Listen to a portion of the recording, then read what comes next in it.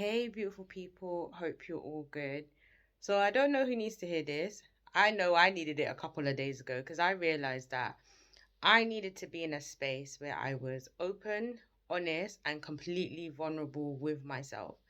And what that looked like to me is being honest about what I wanted in terms of a relationship and what that looked like to me and what I wanted my finances to look like, what I wanted my home to look like, what I wanted my spirituality to look like, what I wanted for myself, what my higher self, the best version of myself was.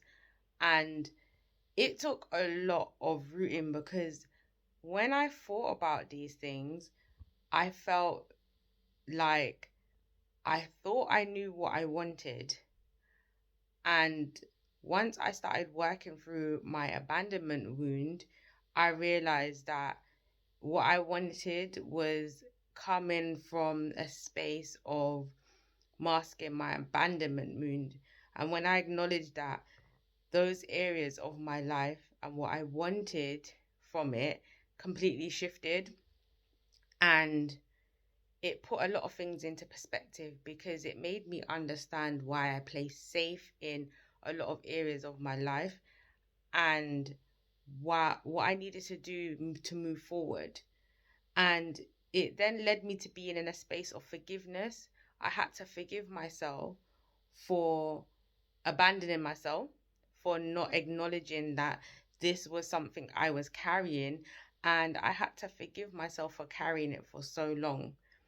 And doing that made it so much easier to let go. Like, I'm not going to say, oh, I did it the once and it just went away. No, I'm open to continuously looking and reflecting on these aspects of myself that no longer serve me and putting things to rest.